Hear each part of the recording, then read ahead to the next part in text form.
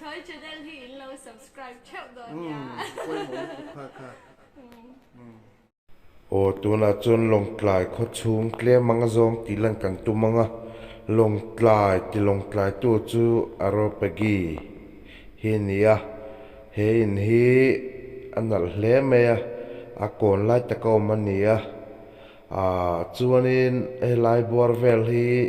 a veng ming takaselawa hetia kan huang hian he lai vel hi long tlai chu ni me a chak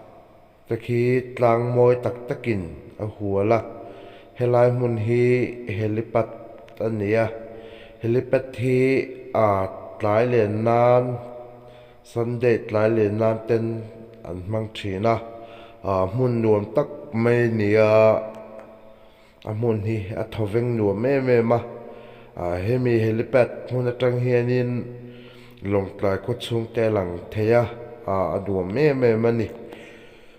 ba boruak han hip travel nan chuanin long tlai kaltaka chun mis rodi hi thalak pui nge tur nia a hai kan din na hi chu lo en chiang lo mai ula chuanin tlang mun thoveng nuam me mai in a huala long tlai hi khonuam tak mai district nuam tak mai ania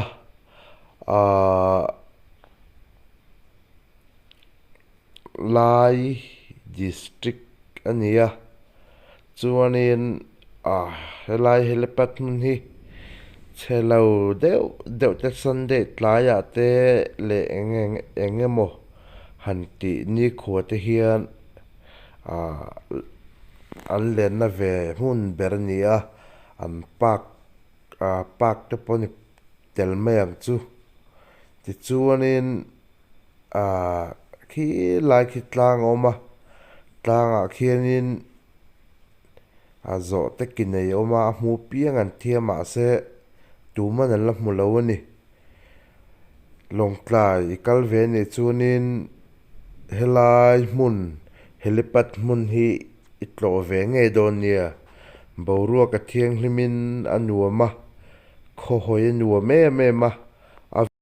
ti chuanin hei youtube te kan han ti chho ve tana camera tha pawh kan nei lowa clear tu te ka video min en sak thin tu te in tan engemaw nun ti hlim thei tak te pawh lo dah zel ka tumanga in tan mizoram hmun hrang le fiam thu te engemaw thil dang video hmuhnawm tak te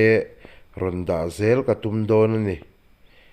chuanin lo in encall tha ula lo in veng film khur ula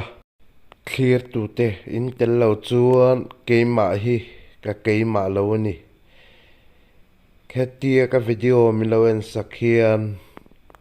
ka tan mal somna in ni ti kha lo hra thar le ula midang tan mal somna ni turin in thei top lo chu zelang cheu nakina video tha tak lo chhop chhuah zel ka tum dawn nia in zawai chungah kalawm tak zet ani e